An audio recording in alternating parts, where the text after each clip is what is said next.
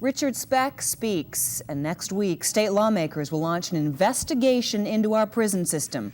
All week long, we have been showing you the disturbing video of mass murderer Richard Speck.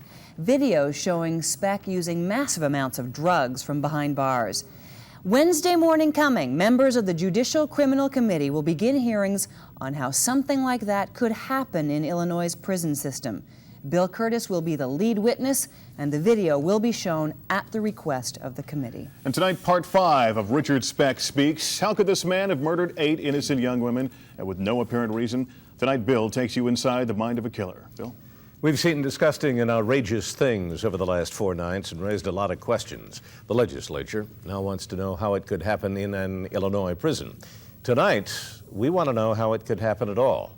We've gone through the Speck video and edited some of his comments, which might shed some light on the mind of a killer. Where was you born at, Richard? Where was I born? Yeah. Kirkwood, Illinois. When was you born? December 6, 1941. Is it true that you was born a day before Pearl Harbor? Right out of Fort, all hell broke loose next day. And it stopped since. All hell broke loose, the story of Richard Speck's life. Even etched on his arm, the infamous Born to Raise Hell tattoo, the very instrument of Speck's capture. In his rambling 2-hour video, Speck touches on many topics, foremost among them his twisted view of women. Do you like women? Yeah, I like them in their place. In their place. That was Speck's view of women. A growing hatred that resulted in the gruesome slaughter of 8 young nurses. Probe deeper into Speck's past, and his feelings toward women center on his mother. He's a mama's boy, huh? Yeah, every 2 weeks it is down here. When my mother died, I stopped almost this. I've cried one time since I've been locked up on this case when I found out my mother died. He divided all women into either pure Madonnas, like his mother or like his sisters, or if they weren't like that, then they were prostitutes. In 1967, Marvin Saporin spent hundreds of hours with Richard Speck. For Saporin, Speck was a time bomb. On July 14th, 1966, Speck's twisted view of women combined with drugs and alcohol to transform Speck from a third-rate burglar into a stone-cold killer.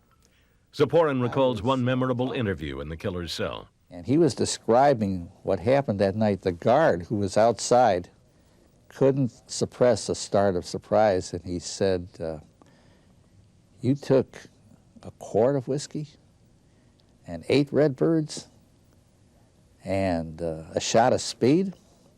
He said, what did all that lead to? And Speck looked at him deadpan, and he says, 8 murders in the electric chair. Alcohol and drugs seemed to be a trigger for Speck's rage. Even the hardened criminals around him were wary of Speck's reputation. Are you a lunatic? Not right now. Speck's lover recalls one day in Stateville when a drunken Speck was ready to kill over a piece of chicken. I ain't gonna call him a mad killer, but he's mad. He might have killed me about a piece of chicken one day.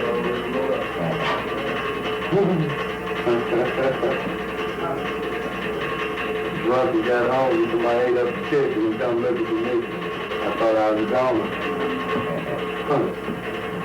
Well, you was looking. It was probably good my door was locked.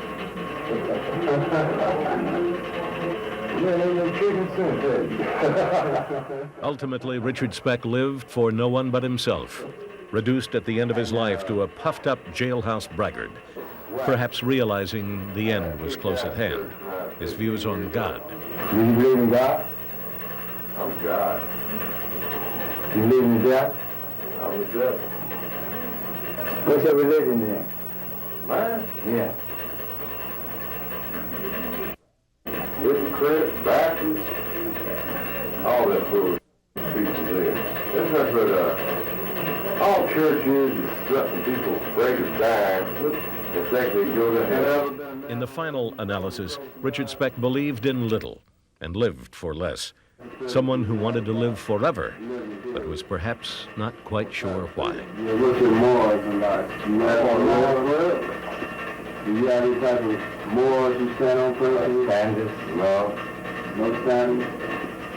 They about ready to live. Well, how you want to be buried? You want a big funeral? Right now, I don't give a damn to throw him in the gutter.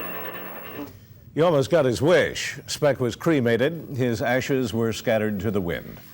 What Speck's behavior in Stateville and the video lays bare is life in prison, which no one wants to face as long as we can't see it.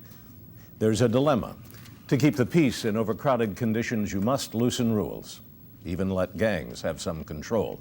But those loose rules allowed Speck to have the freedom we've seen.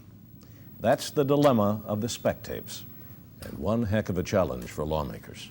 Have you got more on this tomorrow night? We'll have one more part tomorrow night, the families, and how the Speck crimes kept on killing through the years. You'd like to think some of this is bravado, but the psychiatrists say it's the real person. It's the real Speck. There was no pressure there. He was talking to friends. This was not a press interview. These were other inmates. But we have shown it so people can judge it for themselves. All right, more tomorrow night. Thank you, Bill.